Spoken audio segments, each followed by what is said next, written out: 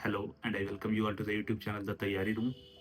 आज की इस वीडियो में हम लोग बात करने वाले हैं रिपीटर्स के बारे में जो बार बार एग्जाम को अपीयर करते हैं फुल प्रिपरेशन के साथ लेकिन फिर भी फेल हो जा रहे हैं। वो कौन सी ऐसी मिस्टेक्स है जिनको वो रिपीटेडली कर रहे हैं और वो फिर भी सफल नहीं हो रहे। एसएससी के एग्जाम हो, रेलवे के एग्जाम हो या एसएससी के various exam, CGL, CHSL, beat any exam, result वही रह रहा है। तो ऐसा क्या माइंडसेट में चेंज करें, क्या प्रिपरेशन स्ट्रेटजी में चेंज करने की ज़रूरत है, क्या क्या गलती है जो वो सुधार नहीं रहे और उनसे अनजाने में वो भूल बार-बार हो रही है। तो पहली तो मिस्टेक ये है कि not working on their weaknesses. आपकी जो कमी है, आप उस पर इनफ फोकस नहीं कर रहे जितनी करने की ज़रूरत है। यानी कि कैसी मिस्टेक्स, जब आपने एग्ज़ाम अपीयर किया, आपने कुछ वहाँ पर फ़ील किया होगा एग्ज़ाम हॉल के दौरान उस टाइप के क्वेश्चन पेपर को देख कर के, प्रेशर को देख कर के। तो पर्टिकुलरली जिस सब्जेक्ट से आपको वीकनेस फ़ील हुई या जब प्रैक्टिस करते हो, मॉक्स लगाते हो, आपको वीकनेस फ़ील होती है, आपको पता है अपना वीकनेस। आप उस पर उस ऑब्वियस मिस्टेक पर आप काम नहीं कर रहे। तो अगर किसी को पता चल जाए कि मेरा ज्योमेट्री के अंदर राइट एंगल ट्रायंगल में मुझे सिमिलरिटी लगाने नहीं आती, अगर सिमिलरिटी से रिलेटेड क्वेश्चन आ गया तो मेरा नहीं सॉल्व होगा। या किसी को ट्रिगोनोमेट्री में जब sine sine C plus sine D वाले फॉर्मूलेज आ जाते हैं तब उससे नहीं सॉल्व होता। या इंग्लिश में किसी को वॉइस नरेशन के जब थोड़े टेढ़े क्वेश्चन आ जाए तो नहीं सॉल्व होता। तो ये जो ऑब्वियसली उसको दिख रहा है अपना लूप होल्स, अगर इनको अलग-अलग पॉइंट्स पर जाके वो ठीक कर ले, तो उसका सबसे बड़ा जीत ये होगी कि उसने वीकनेसेस अपने कवर कर लिए। खासकर वो वीकनेसेस जो सबसे ज़्यादा उसके ओपन थे, एक्सप्लॉइटेड थे। इसको कहते हैं ऑब्वियस मिस्टेक्स या ऑब्वियस वीकनेसेस जिसको वो ठीक कर सकता है। तो ये मिस्टेक नंबर तो 1 है पहले। मिस्टेक नंबर 2 है, जो मिस्टेक 1 के बाय प्रोडक्ट के रूप में आता है। यानी जब आप अपने मिस्टेक 1 को यानी अपने वीकनेसेस पे काम करना स्टार्ट करते हो, तो आप क्या गलती करते हो कि जो आपका स्ट्रेंथ था, मान लो किसी का स्ट्रेंथ था रीज़निंग या किसी की मैथ्स वीक थी पर इंग्लिश स्ट्रेंथ हुआ करता था एंड वाइस वर्सा। तो उसने मैथ्स ठीक करने के चक्कर में इंग्लिश को ध्यान नहीं दिया। इस वजह से क्या हुआ कि वो मैथ्स में तो ठीक हुआ, एवरेज से थोड़ा बेटर तो बना। यानी 50 नंबर में वो पर्सन अब कितना मार्क्स ला सकता है, 50 में वो बच्चा अभी 40 तक पहुँच गया। मगर इंग्लिश में जो 45 के लायक था वो घिसक कर अब 38 नंबर आने लगे उसके। मैं प्री-प्री का एक एग्ज़ाम्पल दे रहा हूँ सिर्फ़ कि 50 नंबर के एग्ज़ाम में अब उसके मार्क्स खिसक गए इंग्लिश में। तो क्या फ़ायदा हुआ? नेट रिज़ल्ट तो आपको कुछ नहीं मिला। आप मैथ्स में 32 से 40 पर गए, इंग्लिश में 45 से लुढ़क कर 37-38 पर आ गए। तो इसीलिए अगर आपको सेलेक्ट होना है, तो वीकनेस पे काम करते समय अगर आप 4 घंटा अपने वीक सब्जेक्ट्स को दे रहे हो, तो 2 ढाई घंटे आपको अपने स्ट्रॉन्ग सब्जेक्ट पर देना पड़ेगा। यानी आपका स्ट्रेंथ सुपर स्ट्रेंथ बन जाए, उसमें कोई कमी आपको नहीं करनी है। मिस्टेक नंबर 3 क्या है? मल्टीपल रिवीजन का ना करना। लोग सोचते हैं 1-2 रिवीजन कर लिया तो हो जाएगा, एक बार सिलेबस कंप्लीट कर लिया तो हो जाएगा, या जब एग्ज़ाम आ रहा है, जब नोटिफ़िकेशन आ रहा है, तब वो शुरुआत से लग जाते हैं पंचांग लगाने के लिए। स्टार्टिंग से आप जब भी एक बार सिलेबस कंप्लीट कर चुके हो, तो अपने ऊपर विश्वास रखो ना कि मेरा जो मार्क्ड क्वेश्चन है या जो अच्छे क्वेश्चन्स की लिस्ट है, उसको मैं करूँगा और इतना करने के बाद मुझे विश्वास होगा कि मैंने सभी टाइप के क्वेश्चन कर लिए। सभी टाइप के क्वेश्चंस कवर करने के लिए हर टीचर्स के क्लास नोट्स आते हैं। वो यूट्यूब पे भी अवेलेबल होते हैं, किसी टेलीग्राम चैनल पे भी अवेलेबल होते हैं, जो फ्रीली अवेलेबल है आप उनको लगा लो। और वैसे बुक्स में भी आपने पढ़ा होगा तो जो सीरियस एस्पिरेंट्स होते हैं उनके मार्क्ड होते हैं क्वेश्चंस, आप उनको कर लो। आपने मार्क नहीं किया तो ऐसे कई यूट्यूब चैनल हैं जो प्रोवाइड कराते हैं टेलीग्राम पर वो क्वेश्चंस के पीडीएफ फ्रीली अवेलेबल होते हैं, आप उनको सॉल्व कर लो। तो यानी आप मल्टीपल रिवीजन करो मार्क्ड क्वेश्चंस के या डिफिकल्ट क्वेश्चंस के, जिससे आपका सिलेबस कंप्लीट रिवीजन हो। 1 रिवीजन 2 रिवीजन से कुछ नहीं होना, 6-7 रिवीजन जब तक आप नहीं करते, यानी आपके टिप्स पे हर कुछ नहीं है जब तक। चारों पाँचों सब्जेक्ट की बात कर रहा हूँ, कंप्यूटर को भी इंक्लूड करते हुए। आपका सब कुछ टिप्स पे जब तक नहीं रहता, आप एग्ज़ाम जैसे डिफ़िकल्ट सिचुएशन में, जहाँ पर कम समय के अंदर आपको परफ़ॉर्म करके जाना है, आप नहीं कर पाओगे अच्छा। मिस्टेक नंबर 4 क्या है? हमारा नेक्स्ट मिस्टेक है कि हम पहले तो मॉक्स नहीं देते पर्याप्त, और जब मॉक्स देते हैं, तो उसमें डिसिप्लिन नहीं फ़ॉलो करते। तो अब मैं मॉक्स देना और डिसिप्लिन के बारे में जो मैं बता रहा हूँ, उसमें डिटेल में जाते हैं। आप सबसे पहले जितना ज़्यादा आप मॉक दोगे, जितनी ज़्यादा आप तरह के सिचुएशन से आप एग्ज़ाम से पहले ही प्रिपेयर हो जाओगे। जैसे कि डिसिप्लिन होता है मॉक में कि आपने 1 घंटे का मॉक है बिना पॉज़ किए हुए दिया। आप अगर बीच में उसको रोक रहे हो, यानी कि आप प्रेशर खुद खुद से हटा रहे हो। क्वेश्चंस नहीं बदले, मान लिया कि क्वेश्चंस नहीं बदले, पर आप जब चोक हो रहे थे, आप जब कोलैप्स कर रहे थे, उसको उस समय को तो आपने स्किप कर लिया। एग्ज़ाम में ये जब चोक होएँगे आप, तो आप उसको कैसे स्किप करेंगे? जब एग्ज़ाम में आपकी प्रिपरेशन, आप नर्वस हो चुके होगे, अगर आपने उस दिन मॉक नहीं पॉज़ किया होता, तो आप उस दिन अच्छा कर जाते एग्ज़ाम में। तो इसीलिए कभी भी डिसिप्लिन से ही मॉक देना है। आपको मॉक ना पहले सबमिट करना है, ना बाद में सबमिट करना है। क्यों नहीं करना है ऐसा? क्योंकि जो लोग कर रहे हैं, अगर वो सेलेक्ट हो रहे हैं, तो उनको होने दो ना। आपका नहीं हो रहा, तो आप किसी भी तरह की गलतियों को नहीं करो। Leave no stone unturned. आप पूरे डिसिप्लिन में पेपर दो। हाँ, आपका कंप्लीट हो जाता है 55 मिनट में, आप सबमिट तब कर सकते हो, घर पे हो, 5 मिनट बच गया आपका, आप जल्दी एनालाइज़ कर लो। लेकिन बीच में कभी भी आप रोक नहीं सकते। आप ऐसा समझ लो कि एग्ज़ाम एग्ज़ाम चल रहा है और एग्ज़ाम को आप रोक नहीं सकते। सिमिलरली मॉक को भी आप बीच में रोक नहीं सकते। ये होता है डिसिप्लिन। और रेगुलरली अगर देना है मॉक, तो देना है। टाइम नहीं बदलना है उसका बार-बार कि अभी आज दे देते हैं इतने बजे, सोचा था अगले दिन 10 बजे देंगे और फिर 12 बजे तक स्टार्ट नहीं किया।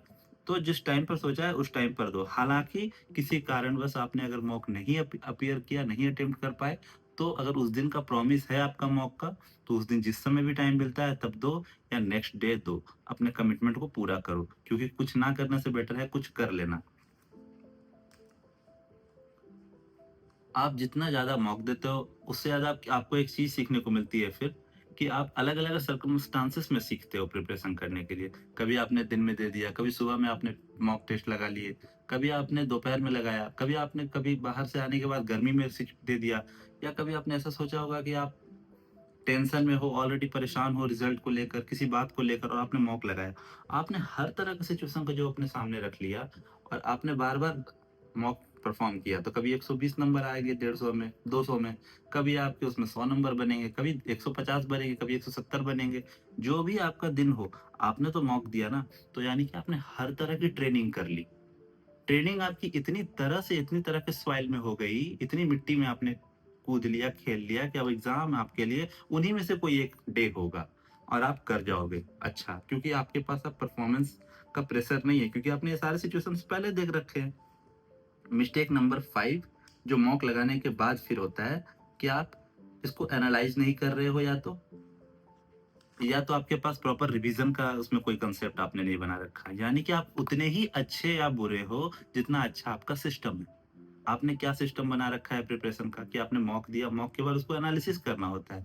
आप डीप एनालिसिस नहीं कर रहे, और अगर आप 30-30 मॉक लगा दे रहे हो, फिर भी आप कुछ नहीं सीख पाओगे। मॉक का मतलब ये हुआ कि आपने कुछ सीखा, उसको निचोड़ो, एनालिसिस कॉपी आपके पास होनी चाहिए हर सब्जेक्ट की। आप उसमें मैथ्स, रीज़निंग एक साथ कर सकते हो, इंग्लिश का अलग कर लो, जीके का अलग कर लो। जो भी आपको इम्पोर्टेंट चीज़ें लग रही हैं, उसको नोट करो। जीके में क्या नोट करेंगे? तो मान लो बायोडायवर्सिटी रिज़र्व का कोई क्वेश्चन आया, या नेशनल पार्क का कोई क्वेश्चन आया, आपको वो नहीं आता था। पर उस सॉल्यूशन में उस मॉक कंपनी ने पूरा वो दे दिया आपको, लिस्ट दे दी, कि ये सारे बायोडायवर्सिटी रिजर्व्स हैं इंडिया में, या ये नेशनल पार्क हैं सारे। तो आप उस लिस्ट को कॉपी में नोट कर लो ना, आप टाइप कर लो, आप नोट कर लो, आपका एक टॉपिक वहाँ स्टैटिक जीके का कंप्लीट हो गया। उसी तरह से मैथ्स में आपको कोई पर्टिकुलर क्वेश्चन समझ में नहीं आता है, तो आप उसको नोट करो। इंग्लिश में कोई पर्टिकुलर एरर, या कोई ऐसा समझ लो क्वेश्चन वॉइस, नरेशन, वोकैब आपसे मिस्टेक हो गया, आप उसको वहाँ पे जब सीखते हो नोट डाउन करो। और आपको ये रिवाइज करना है, क्योंकि अंत में आपको ना बुक पढ़ने को मिलेगा, ना मार्क्ड क्वेश्चंस देखने मिलेंगे। लास्ट के टाइम में आपको सिर्फ आपकी एनालिसिस कॉपी ही आपकी भूलों का, समझिए एक तरह से वो कंपाइलेशन है, कि आपने ये भूल किया। आप ये करो, उसके बाद फिर उसका रिवीजन करना बहुत ज़रूरी है। मिस्टेक नंबर 6 क्या है? डिस्ट्रैक्शन। क्या होता है कि जब आप किसी गोल को लेकर के आगे चल रहे होते हो, तो आपके सामने कई तरह की बाधाएँ आती हैं। कभी कहीं किसी से लड़ाई हो जाएगा, कोई किसी के रिलेशनशिप में लड़ाई, किसी की फैमिली में झगड़ा, या कोई बात कहीं अनसुन, मतलब आपको इन चीज़ों को अवॉइड करना है। आपसे लोग भिड़ने को आएँगे, आपको नहीं भिड़ना है इन चीज़ों में। आपके पास डेली लाइफ़, आप हॉस्टल में रहते हो सकता है आपका लैंडलॉर्ड आपसे झगड़ा करने आ जाए। आप पीजी में रहते हो, आपका बगल वाला लड़ने आ जाए। आपको इन चीज़ों से बिल्कुल दूर रहना है। आप मार्केट गए, कोई आपसे झगड़ा कर रहा है, आप मार्केट में जाकर दुकान वाले से बोलो कि नहीं भैया हमें नहीं करना, आप निकलो। यानी ये चीज़, मेंटल पीस, आप जितना इसको शांत रखोगे, जितना डिस्टेंस रखोगे लड़ाई झगड़ों से, आप उतना अच्छा करोगे। अगर आप इनको छोड़ कर के पढ़ाई के अलावा इन चीज़ों में पढ़ोगे, आपका कोई मेंटल पीस हार्मनी बिगाड़ सके, आप उसको ये राइट दोगे, तो आपका एग्ज़ाम खराब होगा। और ये इसलिए इम्पोर्टेंट हो जाता है क्योंकि आपने ये देखा होगा कि जब भी आपका एग्ज़ाम आता है, आपके आस-पास सिचुएशन पता नहीं क्यों खराब-सा होने लग जाता है। कभी किसी से कुछ बहस, किसी से कुछ झगड़ा, किसी का रिलेशनशिप का कुछ लफड़ा। पढ़ाई-लिखाई के टाइम पर आपको इन चीज़ों से पूरी तरह बच के रहना है। जिस तरह से पुराने ऋषि-मुनि जब यज्ञ हवन करते थे, तो जो राक्षस होते थे उस पर आकर के वो हवन कुंड में हड्डियाँ गिरा दिया करते थे ताकि हवन भंग हो जाए। फिर उन राक्षसों का वध करना पड़ता था, तब जाके हवन पूरी होती थी। आपको भी वो वध करना ही पड़ेगा उन राक्षसों का, और वो एक ही तरीका है, आप इग्नोर करो, आप चीज़ों से बच के रहो, दूर रहो, हट के रहो, तो आप अच्छा कर जाओगे। इसका ही एक पार्ट है मिस्टेक नंबर 6 का, कि being single minded focus on your goal.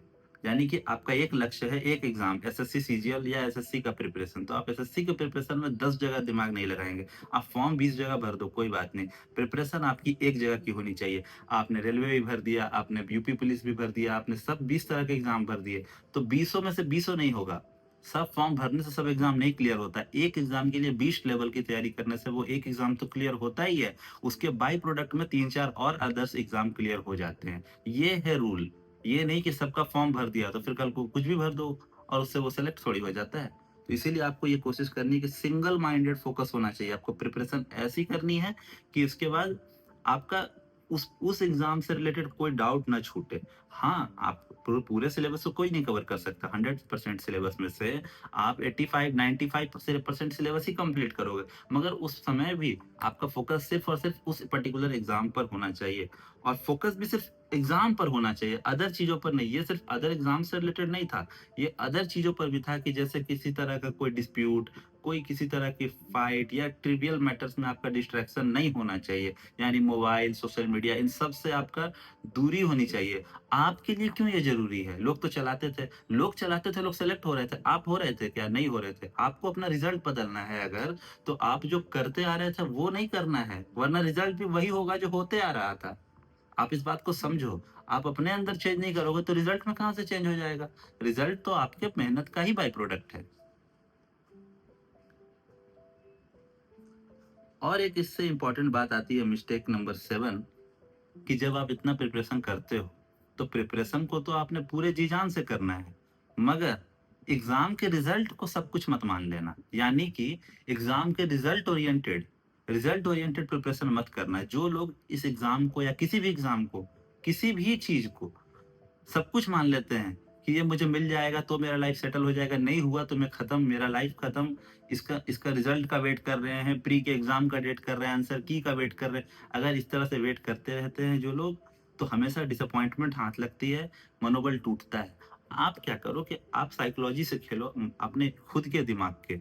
यानी कि आप पढ़ो तो पूरी तरह से, पर रिजल्ट को लेकर के उतना ज़्यादा फ़ोकस मत रहो। रिजल्ट आ जाएगा, मैं ये नहीं कह रहा कि आप एकदम संत महात्मा हो जाओ। आपको रिजल्ट पर ध्यान देना है, लेकिन थोड़ा बहुत, या खुद को ऐसा बताना है कि मैं नहीं ध्यान दे रहा, मुझे नहीं फ़र्क पड़ता। ये अपने माइंड से आप खेलो। इससे ये होता है कि जब आप किसी चीज़ को अपना सब कुछ नहीं मानते, मगर मेहनत अच्छे से करते हो, पर रिज़ल्ट को लेकर के आप सब कुछ नहीं मानते कि नहीं आएगा तो मेरा क्या होगा, नहीं होगा, नहीं आएगा तो भी मैं ज़िंदा रहूँगा। तो ऐसी स्थिति में जब आप अपने आप को ये सिग्नल देते हो कि मैं थोड़ा कैज़ुअल हूँ रिज़ल्ट को लेकर के, तो आपका रिज़ल्ट भी बढ़िया आता है। ये मेरे खुद का भी आज़माया हुआ है। मैंने हर जगह ये देखा है कि जिसने अपने एग्ज़ाम को सब कुछ ही मान लिया, उसके लिए ज़्यादा मुश्किल खड़ी हो गई। पास वो भी होगा, लेकिन उसके लिए मुश्किल ये है कि उसके पास नहीं होने पर, रिज़ल्ट ना होने पर ज़्यादा निराशा है। उल्टा इस एक्सपेक्टेशन के चलते वो अंडर परफ़ॉर्म भी करके आता है। प्रिपरेशन करो जी-जान से, लेकिन रिज़ल्ट के टाइम पर मत वेट करो कि क्या आने वाला है। वो होने दो, वो बाय प्रोडक्ट है। अच्छा प्रिपरेशन किया, अच्छा एग्ज़ाम दिया तो रिज़ल्ट भी आ जाएगा। तो ऑब्सेस्ड मत रहना कि इस दिन के बाद मेरा क्या होगा? नहीं, विजुअलाइज़ करो, मगर एकदम ऑब्सेस्ड मत हो जाना। लास्ट मिस्टेक है कि आप प्रिपरेशन कर रहे हो 2026 की, और तैयारी मतलब आपके लेवल है 2025 वाली।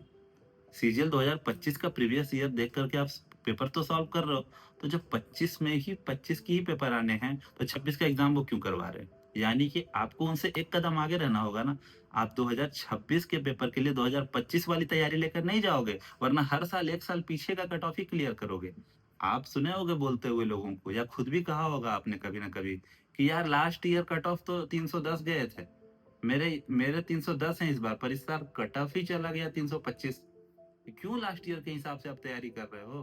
लास्ट ईयर का जो पैटर्न होता है, प्रीवियस ईयर पेपर होता है, वो सिर्फ़ एक आपके लिए समझो टॉर्च लाइट है। आप देख रहे हो, उसको देख के उस नक्शे कदम पर चलना है, ना कि उसी के जितना ही तैयारी करनी है। अगर पिछली बार इतना था दायरा, तो आपको बढ़ा के इतना करने की ज़रूरत है तैयारी। आप कैसे कर सकते हो? आप एआई की मदद ले सकते हो, आप बुक्स की मदद ले सकते हो, यानी अपने तैयारी को एग्ज़ाम से एक लेवल ऊपर ले जाने की ज़रूरत है, नीचे नहीं। यानी कल अगर उसने 10 डिग्री का पूछा था, तो आपको 11 डिग्री का प्रिपरेशन करके ले जाना है। सेम 2025 के हिसाब से तैयारी करोगे, तो याद रखना 2025 का ही कट ऑफ क्लियर होगा, 26 वाले का नहीं। 26 वाले के लिए एक कदम आगे का सोचो। यानी जब सब पढ़ रहे हैं प्रीवियस ईयर, तो तुम्हारा प्रीवियस ईयर भी हो जाना चाहिए और तुमने मॉक से कुछ एक्स्ट्रा भी सीख लेना है। एक्स्ट्रा सीखने के लिए और कहीं थोड़ी जाना है, मॉक्स ज़्यादा लगाने हैं। मॉक वाले ने तो सोचा है ना कि इस साल क्या आ सकता है, आप मॉक देते ही नहीं हो, आप उसका एनालिसिस करते ही नहीं हो। तो इसलिए जब आप मॉक दोगे, एनालिसिस करोगे, तो आपको 26 के हिसाब से ही तैयारी होगी, 25 की नहीं कट ऑफ निकालोगे, सब 26 की निकालोगे। और लास्टली कि अपने ऊपर बिलीफ रखो, गॉड के ऊपर बिलीफ रखो, भगवान के ऊपर बिलीफ रखो कि आप जो कर रहे हो, तो उसका फल आपको मिलेगा और 110% मिलेगा। आई होप कि आप इससे आपको एक क्लैरिटी मिली होगी, आपको एक ओरिएंटेशन मिला होगा। आप अपने लाइफ में जो एक प्रिपरेशन कर रहे हो, उसको एक डायरेक्शन देंगे और इसी तरह से मैं रेगुलर वीडियोज़ लाता रहूँगा। आपको ये वीडियो अच्छा लगा हो, तो आप वीडियो को लाइक और चैनल को सब्सक्राइब कर सकते हो। Thank you for watching.